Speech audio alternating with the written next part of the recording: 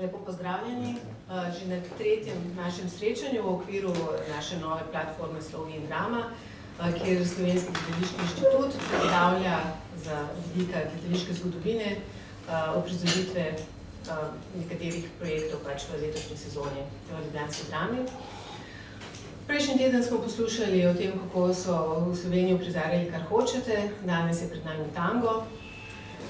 Jaz pač bi rada povedala samo to, da ko sem se začela pogovarjati z režiserjem Lukom Marcenom, ki bo imel premiero naslednji petek pri nas, sem absolutno bila prepričana, da je bil tango dosti večkrat uprizorjen pri nas, kot je bil.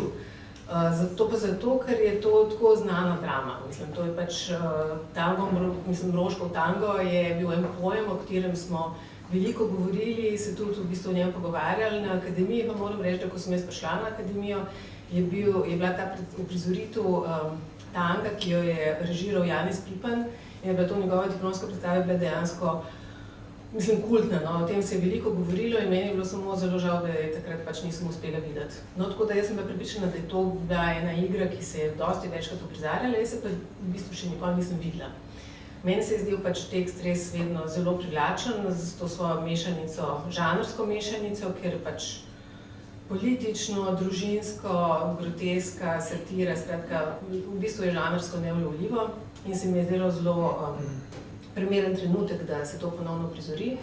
Zlasti se mi je zdelo nujno, da to režira en mlad režiser, zato ker v bistvu lahko metafora rečemo, da je to pač o tem, kako mlada generacija danes lahko se znajde v svetu, kjer so nekako vse vrednote postavljene na glavo. No, v naši prizoritvi bo fenomenalna ekipa, igrali bojo očeta igra Jure Zrnec, mamo igra Maša Drganc, babico igra Saša Mihelčič, dedka Saša Tabakovič, sina Timon Šturbej in Edeka, to je pa v bistvu ta tujek, ki pride v hišo, igra pa Boris Mihal. Tako da, zdaj pa prosim Gašperja, da pove, kako je bilo do zdaj. Hvala, Vesna. No, ta vtis o tangu, ki ga je pisala Vesna, je pravzaprav splošen, oziroma vsaj jaz ga delim. Mrožek je tisti avtor, poleg Havla, ki ga enačimo z dramo absurda v vzhodni Evropi, in tango je paradigmatični tekst te vzhodne različice drame absurda. In ko sem pripravljal to predavanje, boste videli, da je ta tango pravzaprav drama, ki je bila za Jugoslavijo zelo pomembna leta 1964, ko je nastala oziroma bila prvič uprizorjena. Je pa zelo nenavadno, da je pravzaprav bila v Sloveniji njena recepcija povsem drugačna kot drugod. Da je pravzaprav bila uprizorjena 5krat, 2krat od tega bila diplomska predstava na Akademiji za gledališče, radio, film in televizijo in na nek način odkrivanje te njene poti je bilo zelo vznemirljivo in upam, da boste danes začutili to enigmatičnost te recepcije. Skratka, Slavomir Mrožek je bil avtor, ki je začel takoj po drugi svetovni vojni svojo kariero novinarja, pisca na Poljskem in sicer kot agitator za takratno komunistično oblast. Zelo kmalu je doživel deziluzijo o tem, kar se je po vojni dogajalo in se je usmeril k satiri, opazovanju družbenih razmer in k njihovi kritiki. Potem pa je v 60-ih letih pravzaprav izvedel nekaj, kar je bilo za takratni čas zelo nenavadno. Odločil se je, da bo emigriral oziroma da bo živel v tujini, pisal v poljščini in od tega živel. To je oblast zelo iritiralo. To pa naredil na ta način, da sta leta 1963 z ženo šla v Italijo na turistično potovanje in enostavno tam ostala. Poljska oblast mu je na začetku delala velike probleme, niso mu hoteli izdati potnega lista, vendar je bil Mrožek relativno slaven in je potem v nekaj letih Tango je bil prav gotovo tudi en od teh razlogov, zakaj je poljska oblast popustila, mu izdala potni list za daljši čas in ga pravzaprav priznala kot poljskega avtorja, ki je živel v tujini. Ta nek akt o nenapadanju se je nadaljeval vse do leta 1968, ko je Mrožek zelo jasno v Le Mondu obsodil intervencijo Varšavskega pakta v Pragi, zaustavitev praške pomladi, in takrat so na Poljskem prepovedali uprizarjanje in tiskanje njegovih del, kar pa ni dolgo zdržalo, tam nekje samo do leta 1971, potem pa se je ta prepoved dvignila in Mrožek je bil pravzaprav ves čas prisoten v poljskih medijih in seveda v poljskem gledališču. No, Tango je bil tista igra, ki jo je Mrožek napisal leta 1963, objavil leta 1964 v poljski reviji Dialog in je bila prizorjena letih 1964 in 1965 najprej v Beogradu, potem na Poljskem, potem seveda tudi leta 1964 v Ljubljani, leta 1965 v Londonu in kasneje v Parizu in je pravzaprav postala velika uspešnica, ki so jo uprizarjali po vsem zahodnem svetu in Mrožek je pravzaprav s Tangom postal zvezda, se pravi eden od najbolj prepoznavnih takratnih mladih dramatikov. Mrožek je na slovenskih odrih prisoten pravzaprav ves čas. Od leta 1960, ko so prizorili njegovo Policijo v Slovenskem ljudskem gledališču v Celju, naš repertoar beleži kar 28 uprizoritev njegovih del. 5 od teh je uprizoritev Tanga. Tiste vprašanja, ki se mi na nek način postavljajo, so, kdo je plesal ta tango, argentinski uporniški ples, proti komu je bil ta upor Mrožka usmerjen, ali gre za delno avtobiografsko igro nekoga, ki se ne strinja seveda z revolucionarno oblastjo, njo kritizira in skuša najti neko svojo pot, ali pa gre za neko dramo, ki vedno znova najde nove aktualizacije. No, na ta vprašanje bomo probali odgovoriti z interpretacijo drame, potem pa z primerjalno analizo njenih slovenskih uprizoritev in njenih prvih uprizoritev v Beogradu in na Poljskem. Kaj je zdaj s tem tangom? Kot že rečeno, tango je bil prvič objavljen leta 1964 v poljski gledališki reviji Dialog, potem pa prva premiera svetovna je bila v Jugoslovenskem dramskem pozorišču v Beogradu 21. aprila 1965. Prva poljska premiera šele 2 meseca kasneje, 5. junija, v teatru poljskem Bigotšu, v nekem manjšem mestu, kjer je režirala Tereza Žukovska, in 7. julija, ko je v Varšavi v teatru Spolčesni,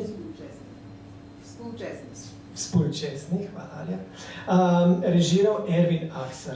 Prav ta uprizoritev je pravzaprav izstrelila Mrožka med zvezde, je imela v zelo kratkem času 350 ponovitev in Ervin Akser je s to uprizoritvijo pravzaprav sklenil nekakšno zavezništvo z Mrožkom in naj bi imel neko predpravico na uprizarjanje vseh naslednjih Mrožkovih tekstov. No, že oktobra, 12. oktobra leta 1964 je to igro režiral v ljubljanski drami tudi Miran Herzog. Leta 1966, 25. maja, je doživela premiero v Londonu, kasneje v Parizu in, kot sem rekel, na nek način osvojila zahodni svet. Kot je to situacijo slikovito opisal Jan Kot, pravi takole: Vitkijevič je prišel prezgodaj, Gombrovič prav tako, Mrožek pa je prišel pravočasno. Ne prezgodaj, ne prepozno. In to po obeh urah, poljski in zahodni. Kaj zdaj to pomeni? Tango bi napisan leta 1964. V času, ko so recimo v Sloveniji ukinili revijo Perspektive, ko se je pravzaprav uspenil tako imenovani liberalizem po vsej vzhodni Evropi in se je pripravljalo leto 1968, torej leto študentskih nemirov. V to intelektualno vrenje udari tango kot naročen. Gre za igro, ki temelji na spopadu dveh generacij. oziroma 3.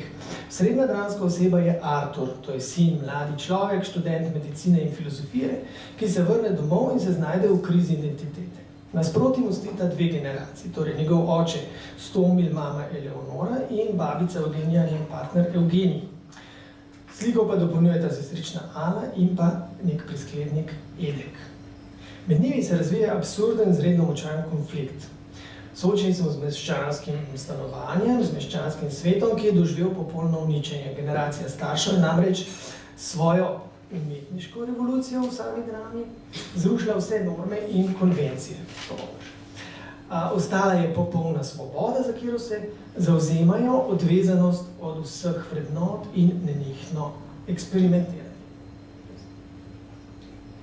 Tukaj imamo iz Bigojšča Stomila in pa Arturja kot 2 generacije. Stomil je v pižami ves čas, je popolnoma razpuščen, on ne priznava nobenih norm, nobenih pravil, in pa Artur, ki hoče pravzaprav kot sin, ne priznava pridobitev te revolucije in skuša najti neko svojo pot, neko svoj način življenja.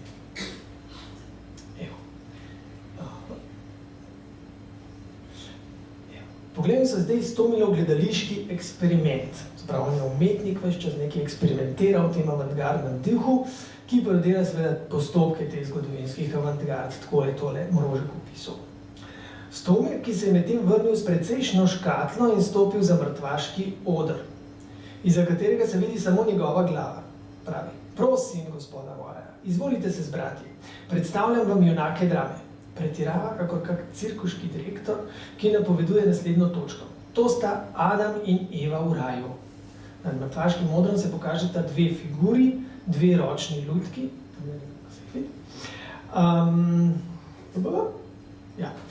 ki ju Stomil premikal kakor rokavice. O, usoda, ti si odgovor na moje vprašanje, z visokim glasom. Adam je bil prvi, vendar sploh prvi ni bil, dokler ni bilo mene. Zdaj hodi ves važen, ali mar ne razume, čeprav vse ume, da je samo ne biti mogoče popolno. Kadar si je sonce, kam gre do takrat teme? O, usoda, in tako naprej. Na koncu imamo silno detonacijo, hkrati ugasne luč. Skratka, imamo ta avantgardni poriv, provokacije, uničenja vseh vrednot, ki seveda prinašajo zdajšnjo stanje. Ta svet popolne razpuščenosti udre Artur, mladenič, upornik, ki bi proti seveda ustaljenemu redu, ki bi moral biti pravzaprav sam revolucionar. Vendar, ker mu je ta revolucija pobrala vse vrednote, zdaj išče neko svojo pot v meščanskem ritualu, se pravi v starih meščanskih vrednotah. Konkretno ta ritual poroke mu predstavlja neko možnost rešitve. Zato v poroko prepričuje svojo sestrično Alo. Pravi tako: privoli v poroko, s tem začnemo. Nikakršnih nelegalnih zvez, nič življenja z olajšavami. Poroko potrebujem. In to ne kakršne koli poroke. Administrativne, nekje med zajtrkom in kosilom, ampak resnično poroko, z vsemi ceremonijami, z orglami, s svadbenim sprevodom in tako naprej. In Ala vpraša: in bomo v beli obleki? Beli kot sneg, govori Artur. Ona na koncu privoli v to poroko, zato da ustreže Arturju, tudi ostali na nek način sprejmejo to etiketo in to meščansko urejenost, vendar seveda v svojem bistvu se je nemogoče vrniti na stare vrednote, zato se na koncu Arturju vse sesuje.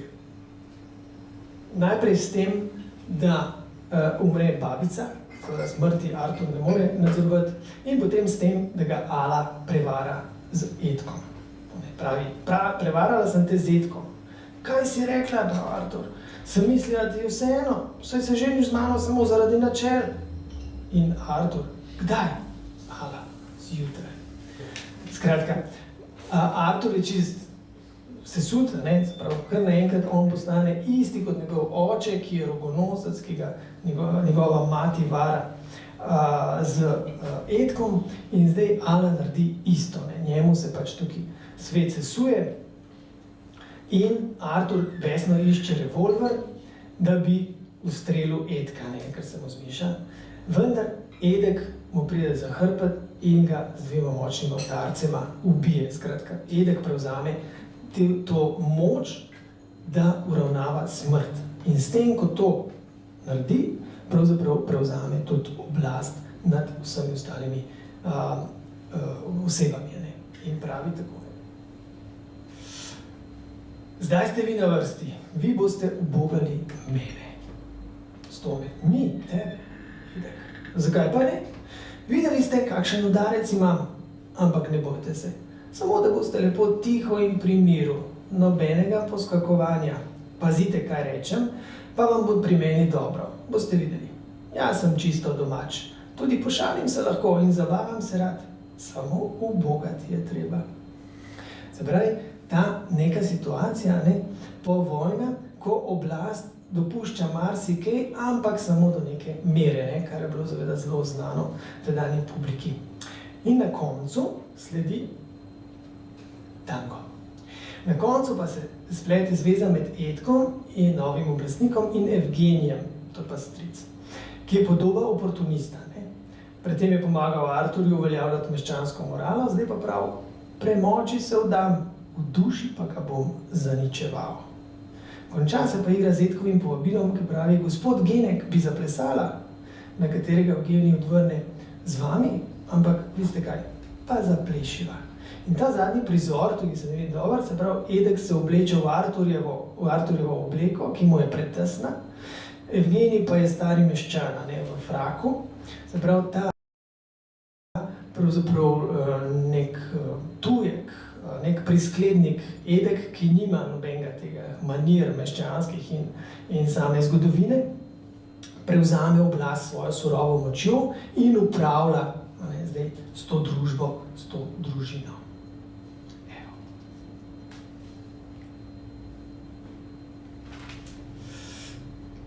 Kaj je zdaj s to, kaj se dogaja zdaj seveda z tem tangom? Na kakšen način so ga uprizarjali? Sprav, prizarjali so ga na dva pravzaprav nekoliko različna načina. Eden je šel v smeri drame absurda, to se pravi v smeri nekega sveta, ki nima več nobenih vrednot, ki ga zaznamuje ta metafizični nihilizem, ki gre proti groteski, proti tragikomičnosti. V skladu s to znano Nietzschejevo maksimo, da je Bog mrtev in da je zdaj vse dovoljen. Artur v tem svetu čuti potrebo po smislu, ki ga seveda ne more najti. No, nekoliko drugače pa je postavil to dramo Ervin Akser v Varšavi. Namreč, skušal je brati kot dramo psihološkega realizma.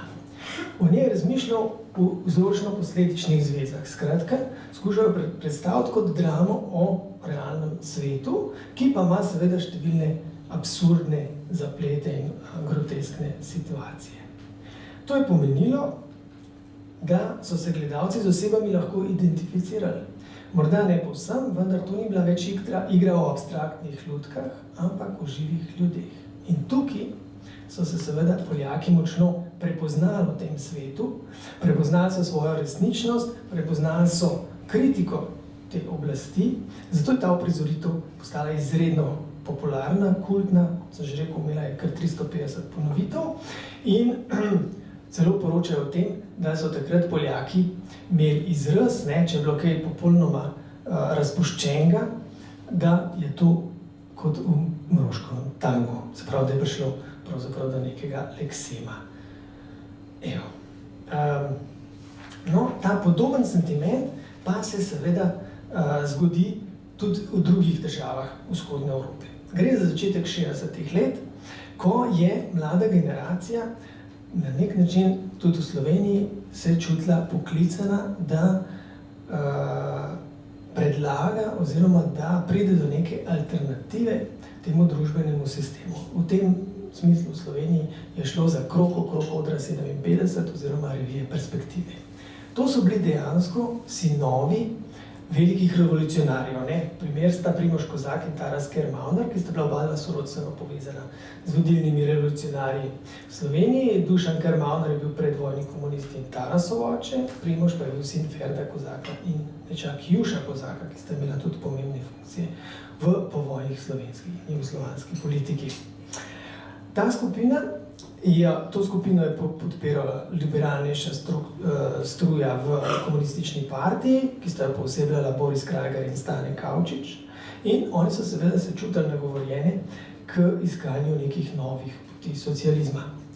To je zelo dobro funkcioniralo med leti 60 in 64. Ena taka uprizoritev, ki je seveda bila kultna, je bila Smoletova Antigona iz leta 61. Vendar leta 64 pravzaprav prestopili neko mejo, ki je oblast še dopuščala, in tako je Stane Kavčič bil en od glavnih akterjev ukinitve revije Perspektive in Odra 57. Nastopila je torej v tej mladi generaciji popolna deziluzija o tem, da da se socializem razvija in da na nek način išče nove poti. No, tak posegi so seveda v Sloveniji nadaljevali tudi kasneje, recimo leta 1969 o Pupili, pa v 80-ih letih o politični dramatiki.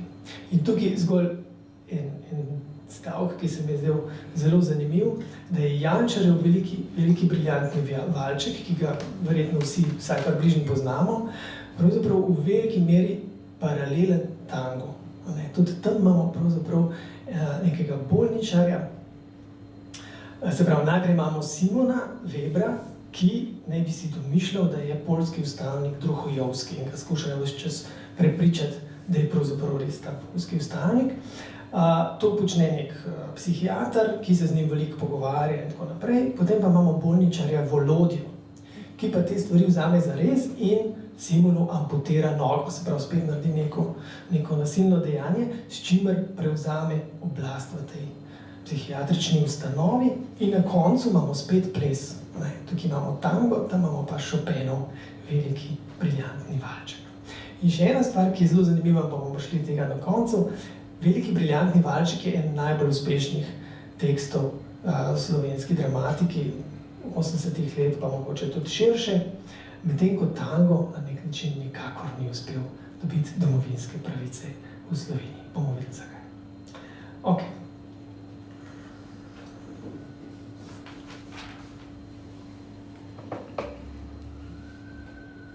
Tukaj imamo par fotk iz te varšavske uprizoritve.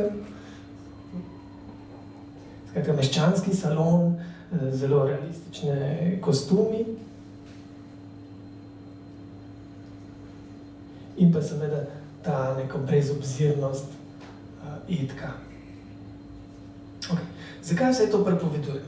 Zaradi tega, ker se tukaj zgodi eno zelo zanimivo dejstvo.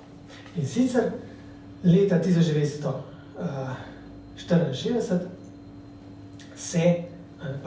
leta 1965 se v Jugoslaviji zelo trudijo, da bi obdržali podobo najbolj svobodne ali pa recimo avantgardne države socializma. In tango jim pride zelo prav, ker ga uprizorijo še pred Poljaki. Skratka, na nek način skušajo pokazati svojo odprtost, svojo svobodo izražanja mnenja preko kulture. Sprav, 7. maja 1965 v Beogradski nedelji avtor zapiše: znana je naglica jugoslovanskega dramskega gledališča, da prvo izvede, še pred domačini Poljaki, gledališko besedilo Slavomirja Mroška Tango. Malo v bučnih rubrikah dnevnih časopisov, malo pa v nikoli dokončanih pogovorih gledališke srenje je postalo jasno, da smo Mrošku vzeli točke še pred pravo tekmo. Skratka, to je bilo na nek način politično dejanje. Ta premiera je bila velik dogodek. Srbski teatroslov objavlja 17 zapisov o tej premieri, ki so nastali ne samo v Beogradu, ampak tudi v Zagrebu in Sarajevu, in vsi so Mroškov tekst ocenili izredno pozitivno. Vsi tudi v njem vidijo družbeno kritiko, zahtevo po svobodi, ki se kaže v tej spervertirani obliki groteske, zaradi tega, ker je Artur na nek način čuden junak, ki si prizadeva za stare vrednote, ki jih je revolucija pravzaprav ukinila. No, malih mede to, kaj zdaj s to smrtjo. Ta smrt dobiva en zelo pomembno mesto in en od kritikov prav, da ta smrt prav, da se pride do zaključka, da se nekaterim zdi, da je smrt smisel napredka. To jih malo begali, ampak v celoti na nek način zadevo ocenijo zelo pozitivno, za tega tudi, ker izkazuje pravzaprav jugoslovansko odprtost. In tukaj vidimo, da je bilo 12 srbskih uprizoritev do danes in že leta 1965 že drugič uprizorjeno v Narodnem pozorišču Toša Jovanovića. Zakaj pravzaprav se mi zdaj to pomembno? Zato, ga boste videli, da je v Sloveniji pa situacijo popolnoma drugačna.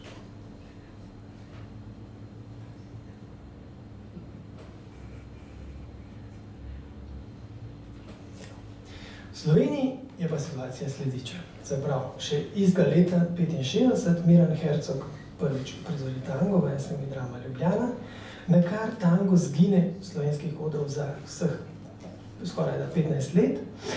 Ko se pojavi kot diplomska predstava, režija Janez Pipan, prizorijo jo na levem odru, tukaj v ljubljanski drami. Zanimiv mentor je Zvone Schädelbauer. In ta uprizoritev postane izredno uspešna, kultna, kot rekla Vesna, povsem po naključju, skratka, nihče tega ne pričakuje, vendar uvrstijo jo celo na Borštnikovo srečanje in tam dobi nagrado za najboljšo predstavo v celoti. Naslednje leto jo uprizorijo v poklicnem gledališču, v Slovenskem stalnem gledališču v Trstu, režira Franci Križaj. Bomo videli, kakšni so bili odmevi, ampak spet zgine. Zgine za 13 let, ko spet pride skozi zadnja vrata na akademijo, spet mentor Zvone Schädelbauer in režiser nove generacije Matjaž Pokrajc. Naredi svojo diplomsko uprizoritev, ki pa ni niti približno tako uspešna kot Pipanova, in spet zgine slovenskih odrov za celih 10 let, ko se ponovno pojavi v Trstu. Sprav, imamo jo dvakrat na akademiji, dvakrat izven meja Slovenije in prva uprizoritev, ki seveda ne bi bila uspešna. Poglejmo, kaj se je... Torej, premiera je bila 22. oktobra 1965 in ob tej premieri se pa pravzaprav pokaže neko nelagodje revolucionarjev ob tem tekstu. Se pravi, starih revolucionarjev, ki so zmagali v drugi svetovni vojni, ki na nek način seveda revolucijo razumejo kot veliko pridobitev. Napoved tega dogodka, Hercogove premiere, je bila seveda zelo velika, napoved je bila zelo optimistična. Pred premiero je S. Schlamberger, nisem gotovo dobil ta S. Snežna Schlamberger, se je pogovarjala z Miranom Hercogom in Alijem Ranarjem. Hercog je bil režiser, Ali Ranar pa je igral Arturja. In Hercog je rekel takole: Mrožek ne kaže izhodnih poti iz protislovij naše dobe. Mrožkov katastrofizem v tangu je glosa pisatelja, ki opozarja pred prihodnostjo, pisatelja, ki grize s srcem. Ali Ranar pa je dodal: pri delu smo vsi čutili veliko odgovornost do teksta. Med delom so se nam odpirali novi problemi, spopad z njimi je postajal vse težji. Mislim pa, da je tango tekst, ki je bil vreden vsega truda. Skratka, dejansko napovedujejo uprizoritev, ki bo šla v smer Akserjeve iz Varšave. Tukaj vidimo svet ta nek meščanski salon, ki je seveda močno razsut. Evo, takole so tele fotke, dosti naturalistično uprizorjeno, družbeno kritično.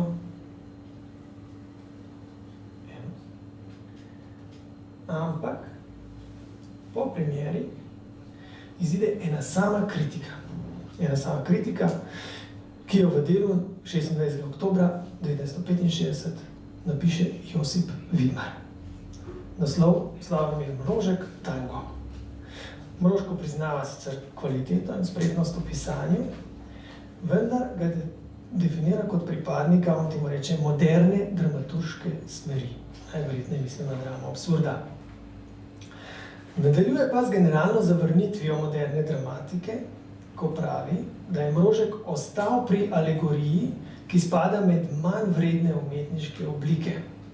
Še več, Mrožek po njegovem prehaja od nekdanje lepoumniške inteligence do strožjega razumništva, ki zaman skuša dati življenju novih trdnih oblik, zaradi česar se znajde malone na robu fašizma in ki mu z umorom oblast iztrga iz rok vernik napredka. Vitalni prostak. Ta satirični opis je kar dovolj prozoren in nedvoumen, da lahko njegov poskus ocenim kot neodgovorno preproščino in kot nerazumevanje stanja stvari, je zapisal Josip Vidmar. Skratka, v nadaljevanju sicer pohval igralce in napiše, igralci so ob svojem režiserju dobro zadeli osnovni ton te satirične komedije. Vendar je bila njegova načelna zavrnitev tega teksta očitno dovolj, da je prepričala vse ostale, da o tej uprizoritvi sploh niso pisali. V tedenski Tribuni so sicer v novembru objavili neko fotoreportažo, to pa je bilo tudi vse. In Mrožkova drama je tako izginila slovenskih odrov, kljub dejstvu, da je bila ustvarjena po vsej zahodni in vzhodni Evropi in malo postala Mrožkov najuspešnejši tekst. Naslednjič, kot že rečeno, so jo uprizorili šele 15 let kasneje, torej 13. junija 1979, ko je režiral Janez Pipan pod mentorstvom Zvoneta Schädelbauerja. Tudi Pipan je pravzaprav Mrožkov tango skupaj z dramaturgom Jožetom Mahnetom razumel kot podobo modernega sveta in človeka v njem. Tako pravi Pipan. To je podoba našega sveta, ki ni značilna zgolj za začetna 60. leta, ko je bil tekst pač napisan, pač pa jo najbrž mnogi lahko doživljamo, spoznavamo tudi še danes. Kljub temu, da je ta isti svet medtem prestal že mnoge nevarne preizkušnje. Jože Mahne pa dodaja, citiram, Mrožek zapušča obliko logično grotesknega in išče človeške metafore za samoto, izgubljenost in za strah modernega človeka, ki se upira proti ogrožanju eksistence, ki raste iz njega. Prizoritev je bila na Levem odru, kot sem že rekel, je bila izredno odmevna, dobila je celo nagrado za najboljšo prizoritev celoti na Borštnikovem srečanju, ne glede na to, da je bila študentska predstava. O prizoritvi je v delu pisal Andrej Ikret, ki je popolnoma drugače kot Josip Vidmar razumel ta tekst in ga ocenil. In sicer napisuje, dramsko dogajanje je postavljeno neposredno med občinstvo, razseljeno je na vse konce tesne dvorane. Višek uprizoritve je videl o Arturjevih poskusih, da bi nastavil gledalo starejšim generacijam in njihovi moralni razpuščenosti, ter zase zgradil, spet citiram, jasno in čisto moralo, smisel, ki bi razsvetlil vso njihovo duhovno mizerijo, ter zasnoval svet iz novih temeljev. Zanimivo je, da je Vidmar pozitivno ocenil predvsem dramski osebi Stomila in Evgenije, torej očeta in matere, ki je na nek način bila njegova generacija, medtem ko Inkret to ravno obrne in pravi, Stomil s svojimi nenehnimi umetnjakarskimi, Eleonora z erotičnimi eksperimenti se v predstavi nista uspela prebiti do nosilnih ali izraznejših pomenskih funkcij. Brško ne gre seveda za posledico drugačne optike, ker se je Vidmar čutil nagovorjenega kot predstavnik starejše generacije, medtem ko je Inkret pravzaprav šel z novo generacijo in z njeno zahtevo po nekem drugačnem načinu življenja in razumevanju sveta. No, ta uspeh Pipanove prizoritve je bržkone botroval repertoarni odločitvi, da tango uvrstijo na spored Slovenskega stalnega gledališča v Trstu že naslednjo sezono, torej leta 1979-80. Premiera doživela 23. maja 1980 v režiji Francija Križaja. Usmeritev te predstave definira napoved, ki je šla v Primorskem dnevniku in pravi takole. Mrožkov edek je, Mrožkov Ja, Mrožkov Edek je avtorjevo svarilo poljski javnosti in ne samo poljski, kajti zvijačni Edek se utegne svojo lakajsko poslušnostjo povzpeti še do višje oblasti in nove pozicije. Skratka, šlo je za neko kritiko nasilništva, kritiko fašizma, ki je bil v Trstu takrat pravzaprav zelo aktualen. Poglejmo zakaj. V oceni sta napisala Robert Škerl v Primorskih novicah in Andrej Inkret v Delu. Oba dva poudarjata aktualnost uprizoritve in Škerl omenja zamaskirane vojake, ki so gledalce pričakali ob vstopu v dvorano. In so zelo sugestivni. Edek je prikazan kot fašist in Škerl pravi, v praznino stopi teror, na oblast pa poulična baraba, bodoči ali pretekli skvadrist. Poleg tega pa je zapisal, da je šlo za eno najbolj kritičnih sezon v zgodovini tržaškega gledališča. Andrej Inkret to še dodatno razloži, ko pravi, da upa, da bodo italijanske oblasti sposobne razrešiti sedanjo krizo in zagotoviti potrebne pogoje za nemoten potek zamejske gledališke ustvarjalnosti. Skratka, cela uprizoritev je šla v kritiko Italijanov, ki niso hoteli dati denarja za delovanje tržaškega gledališča, ki se znajde v seveda neki programski in predvsem finančni krizi.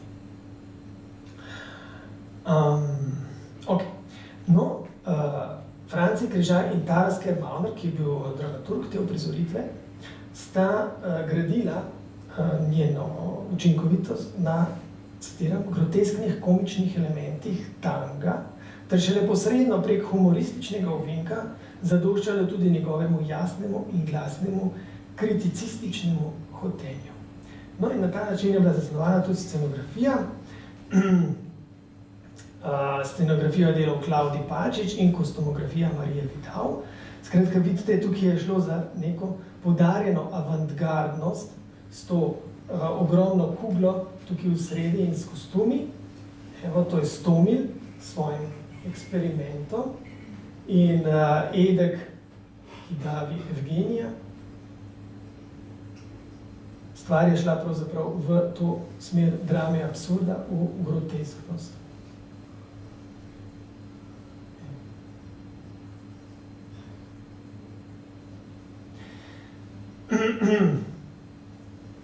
Torej, Mrožka v Trstu ponovno uvrstijo na repertoar kot sodobno klasiko, ki naj bo po eni strani zabava, po drugi pa naj poda jasno kritiko oblasti in družbenih razmer. Tržaška uprizoritev je v letu 1980 stavila predvsem na kritiko italijanske politike in njenega odnosa do zamejcev ter njihove kulture. Potem pa imamo dve uprizoritvi po letu 1991. Prva v letu 1093 ponovno nastane na Akademiji za gledališče, radio, film in televizijo. Tudi tokrat je mentor Zvone Šedelbauer, ki je najverjetneje ta tekst predlagal Matjažu Pograjcu. Matjaž Pograjc je eden osrednjih predstavnikov mlajše, oziroma nove generacije režiserjev, zdaj ni več mlajši. Premiera je bila 14. januarja leta 1993, ponovno v SNG Drama, točneje v Mali drami. Teja Rogalj je bila dramaturginja uprizoritve. V prvih letih po osamosvojitvi je morda odločitev za to igro nekoliko enigmatična. Se pravi, zakaj vzeti neko igro, ki velja za vrh kritične dramatike vzhodne Evrope in jo uprizoriti takoj po osamosvojitvi, ko smo končno sesuli ta socializem, ko smo skratka spremenili sistem in se je zdelo, da je seveda kritika socializma nekoliko demode. Pograjc je zato ta tekst z ekipo razumel kot povsem razpoložljiv in ga doživlja in ga bere z obilico ironije. Teja Rogalj v gledališkem listu tako zapiše. Kot je razvidno iz zgoraj navedenega, to so slovarske definicije živali mrožka, so veliki mroži ogrožena vrsta. Kaj šele mrožek? Če povežemo prvi in drugi podatek in jo podvržemo kritični analizi, je lahko sinteza naših razmišljanj le eno. Tango je Mrožkovo avtobiografsko delo. Kljub temu, da je šlo za študentsko predstavo, je dobila ta kar 3 ocene v osrednjih slovenskih časnikih v Slovencu, v Delu in Večeru, ni pa ponovila uspeha Pipanove uprizoritve. Vse tri ocene potrjujejo tej podobi, ki jo ustvarja že Teja Rogel v Gledališkem listu, torej, da gre za do konca prignano grotesko, omenjajo celo cirkus, ludistično komedijo. Tako je Jernej Novak v Slovencu zapisal, da je tango v celoti preživel tektonske spremembe na političnem zemljevidu Evrope in se svojo lucidno, duhovito refleksijo evropske zavesti 20. stoletja potrdil kot eno temeljnih del dramatike absurda. Vendar uprizoritev pravi relativizira celo smrt kot končno določino posameznikove eksistence in postane, tukaj citiram, nekaj stvar, ki ni nikomur več potrebna. Aleš Berger v delu pa zapiše, da je Pograjčeva uprizoritev mine večji del časa med smehom popolnoma zunaj ideoloških ali političnih preokupacij, v duhoviti in okretni klovnijadi. Je pa opazil, da so se v tem cirkusu zelo dobro znašli igralci, ker jim ne manjka občutka za ustvarjanje komičnih situacij. Berger celo omenja, da so na koncu ta tango, ki ga je predvidel Mrožek, La Comparsita, zamenjali s hvalnico življenju Gracias a la vida Violete Parra in si v tem postavlja vprašanje, če ni to še sklepni sarkazem na račun cirkusantsko uprizorjenega sveta ali pa nekak vitalistični kredo, ki takšno uprizarjanje po svoje upravičuje. Ste videli pol na posnetku, da tega tanga ni več, morda je bil samo na primeri, pa potem, ko so snemali, da so ga vrgali ven. Torej, tango po osamosvojitvi ostaja le še zabava, groteska, ki relativizira vse vrednote in najde to alternativo v zabavi in ironiji. Kritikom se seveda toži po tehtnejših branjih, naprimer Piponovem, vendar zgleda, da novi časi narekujejo novo vlogo gledališču, ki zdaj ni več družbeni forum, ki zdaj ni več pravzaprav kritično, ampak je prostor zabave in preživljanja prostega časa. Kakorkoli, do naslednje uprizoritve traja kar 10 let. Zdaj si pa, ker to je edini posnetek, ki ga imamo iz te diplomske predstave, bomo gledali 3 kratke odlomke, da vidimo, kako je to izgleda.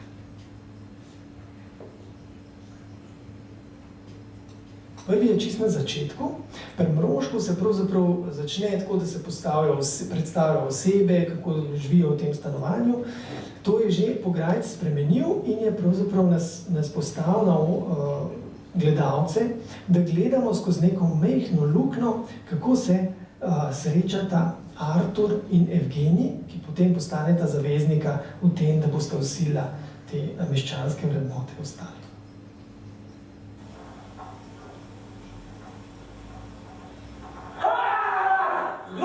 Jaz sem od strice v Beni, desno, Petrova, od koga, Kaj je stopila strica? To sem rekel, spod strešja sem znosil vse. Kaj je možno tam zgoraj? Kaj misliš pošlo? Ona! Bojim se, da bom tako so že demokratizirani. Mislim, vse življenje od te 20 minut. Jaz sem se že napravil tako prosto. In zato, kaj bi da oče? Novo inscenacijo dela. Potem se žal, konec koncu on le, prebolil to svojo umetnost. Skoro, potem ti sam ne zdržeš te zarestic, samo zato, da mu nasprotujem, žadka jezim. Sicer pa, bom iskal do tebe, mene, ki v eksperimentu priličajo, kaj misliš ti o tem? Skratka, one da nekaj naklepata in bosta vdrla v ta svet in ga spremenila. Zdaj pa pogledamo, kakšen ta svet dejansko je preko 100-milovega eksperimenta.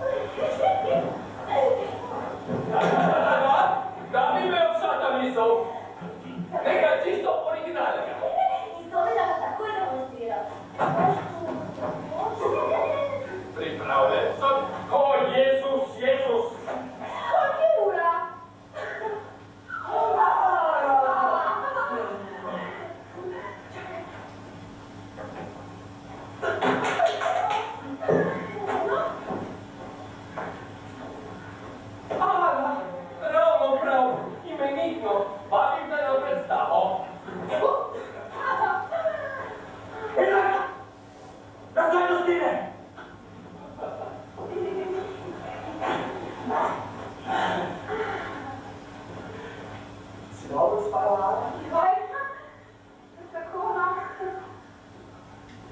Ostalo še dalj časa?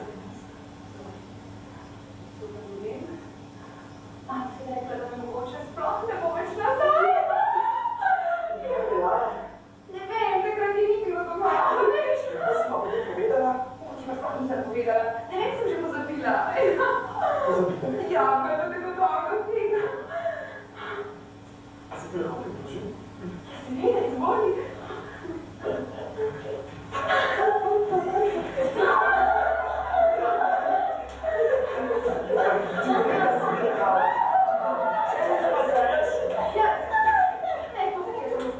Ja, pa si se smejala, si se. Pa ne si tega, mamo! Skratka, bilo priložnosti za neko karikiranje, za neko iskanje komičnosti. Zdaj pa letimo na zaključni prizor, ki je seveda ključen, ko Edek pravzaprav prevzame oblast.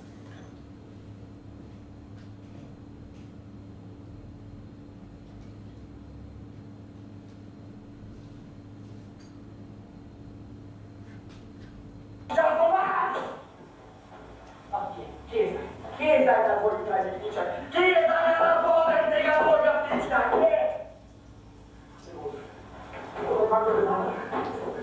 Od tega pozdravljanja ni mogoče ničesar najti, ne morem. Mama, kje je štiri? Kje je revolver?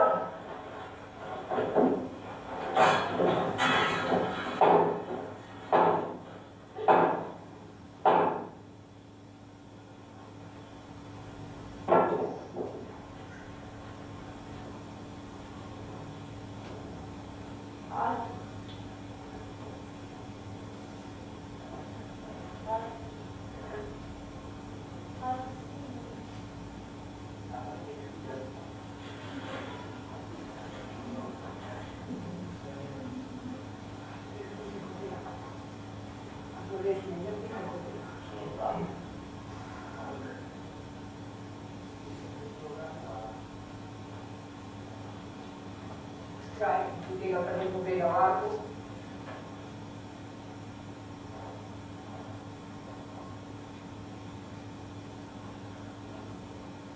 Mislim, je dobro. Samo preveč intenzivno. Takšno, da ne drži.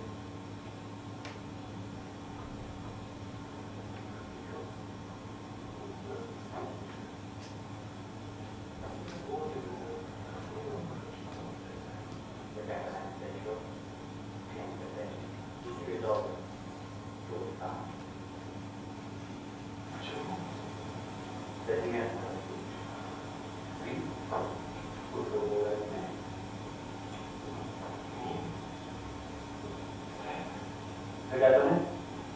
Vidite ste, kakšen udarec imam. Jaz sem čisto doma. Pošalim se lahko. In zabavam se rad. No, lepi kraški smo. Gospod Geremek, kakšno neprijazno govorenje pa je to. Rajši mi, se tu tečel.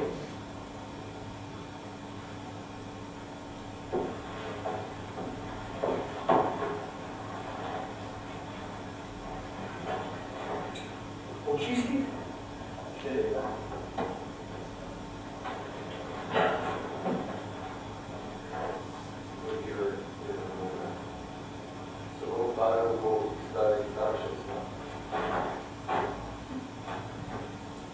Samo nikamor predaleč me ne hodite in počakajte za lepo.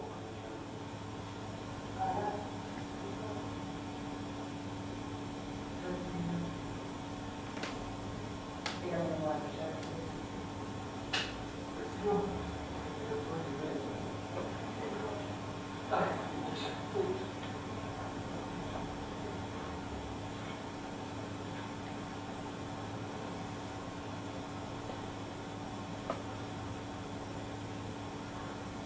Gospod, Edek?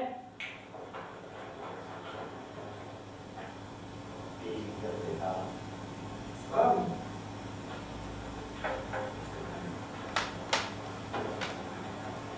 Pa se prišimo. Gospod Edek? Z vama?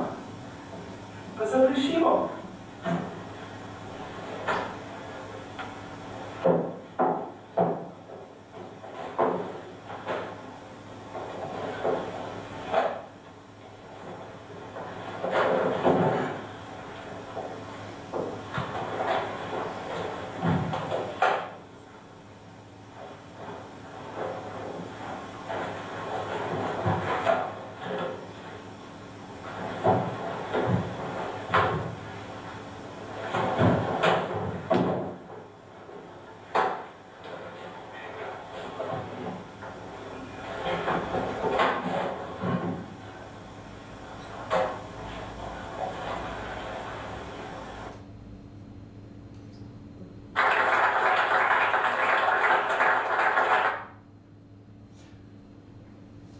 ta zaključni prizor se mi zdi, da pa bo Grajec odlično zrežiral s podvojitvijo Edeka in s tem blaznim fizičnim nasiljem, ki ga izvajata na Evgenijev, na nek način pokazal, kaj to pravzaprav prinese ta njegova oblast. Evo, in zdaj letimo nazaj na uprizoritev, ki se je zgodila leta 2003, spet v Slovenskem stalnem gledališču v Trstu, 10. oktobra, režiral je Vladimir Jurc. Ponovno v Slovenskem stalnem gledališču v Trstu so zašli v krizo. Takrat je odstopil umetniški vodja Marko Sosič, nadomestil ga je Vladimir Jurc, ki je tudi odstopil, gledališče je izgubljalo publiko. Skratka, spet imamo krizo v gledališču, ki jo skušajo nagovoriti preko tanga in na nek način privabiti publiko nazaj v teater. Organizirali so posebno novinarsko konferenco, na kateri so tudi odigrali en prizor iz nove uprizoritve. In Ace Mrmolja je še pred premiero objavil intervju z Vladimirjem Jurcem, kjer je izpostavil dejstvo, da je Vladimir Jurc videl tango kot optimistično besedilo. On je na nek način to videl kot besedilo, ki zagovarja družbeni upor in da je pač kakršnokoli uporno dejanje smiselno. Za razliko od igralcev, ki so pa govorili o tem, da so brali tango kot nek tekst poln pesimizma in melanholije. Skratka, že v osnovi je ta uprizoritev naletela na pravzaprav eno različno dojemanje pri režiserju in igralcih in zdi se, da se je mogel režiser ves čas zagovarjati to neko svojo tezo. Kritiki navajajo oziroma priznavajo nekatere kvalitete te uprizoritvi, predvsem funkcionalno sceno, recimo Marija Kravosa, hvalijo igro Bineta Matoha, ki je bil Stomil, Mirande Caharija v vlogi Evgenije in Janka Petrovca, ki je bil Edek. Vendar pa so si enotni, da režiser ni uspel podati jasne poante. Še najbolj prizanesljiv je Ace Mrmolja, ki je zapisal, da predstava morda ni zableščala, a je do konca izkoristila vse možnosti, ki jih daje majhno gledališče. Gregor Butala je pa že bolj konkreten in pravi, kljub širokemu naboru vsebin, ki se razpirajo v predlogi, se zdi, da se uprizoritev izrazitejšemu stališču odreka in stavi predvsem na morebitne komične učinke. Vida Gorjup Posinković zaključi igralsko preigravanje med dramo, karikaturo in grotesko, ki ga terja Mroškov tekst, zahteva široko paleto izraznih odtenkov, to pa smo v Trstu močno pogrešali. Skratka, Mroškova igra tudi drugič po letu 1991 izveni veliko bolj neobvezno. Kritiki pogrešajo družbeno-kritično poanto in globino sporočila, ki so prenašali na primer Pipanova, pa tudi Hercogova prizoritev. Tango se tako na slovenskih odrih preobraža v bolj ali manj komično podobo drame absurda, ki sicer v podtonu skriva resne tone, ampak jih zamaskira v grotesko in komičnost. Torej, da zaključim, tango je na nek način sodobna klasika, ki na slovenskih odrih nikakor ne najde svoje domovinske pravice. Bodisi je to zaradi Vidmarjeve prve zelo odklonilne kritike, bodisi je to zaradi tega, ker režiserji na nek način ne znajo najti nekega ravnovesja med grotesko na eni strani in resnim aktualnim sporočilom na drugi. Izjema je seveda Pipanova uprizoritev, ki je to uspela. Bila študentska uprizoritev, bila izredno uspešna, a vendar potem kasneje ni dobila veliko posnemovalcev. Mogoče pa je ravno premiera, ki je pred nami, priložnost, da se ta prekletstvo nad Mroškovim tangom, ki ga vsi, ki smo ga brali, seveda zelo cenimo, dvigne in končno dobi pravzaprav nek večji odmev na Slovenskem. Hvala.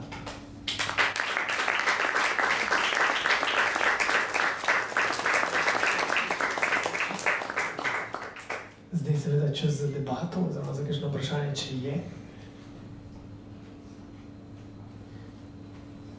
Prej ste prikazal, kakšno usodo je doživel tango po letu 1991 v Sloveniji. Me zanima, kakšno usodo je doživel na Poljskem, pa drugod po vzhodni Evropi in svetu? Za cel svet in vzhodno Evropo ne vem, na Poljskem pa je to še vedno ena najbolj uprizarjanih iger. To je igra, ki je bila na Poljskem po njihovem repertoarju prizorjena več kot 100-krat od leta 1964. Tako da prav, to je res totalna uspešnica. In je toliko bolj presenetljivo, pravzaprav, da v Sloveniji očitno ne najde te domovinske pravice. Mislim pa, da je nek osnovni razlog pravzaprav v tem, da je nenavadna v tem, ker tako močno kritizira to revolucijo, ne? In pridobitve tega, kako bi rekel, osvoboditve iz meščanske morale, ne? Kar se je vendarle čutilo kot neko pridobitev, ne? Po drugi svetovni vojni. In saj ta starejša generacija tega ni mogla sprejeti, je pa nenavadno, da potem kasnejše generacije pravzaprav niso vzele to za svojo, ne? Je pa res, da to tudi, kaj bereš, ne, ta neka vračanje meščanski vrednotam, ne, je na nek način nenavadno, ne. Se tudi Arturju ne uspe, ne. To ni nek odgovor, ne. Mrožek ni hotel dati pravzaprav navodila, kako pa res te mlade generacije živijo, ne. Rekel pa je zelo jasno, ne, da to, kar so zmagovalci v drugi svetovni vojni dosegali, ne, in kar so jemali kot neko dediščino, ki jo predajo naslednjim rodovom, pravzaprav ne zadošča.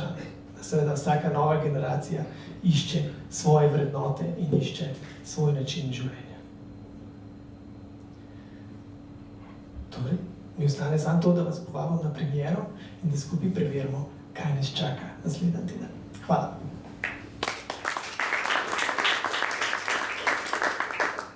Če dovolite, bi sem popravila svojo napako, pozabila sem moment, seveda, kdo igra Alo, nevesto. To je Eva Jesenovec.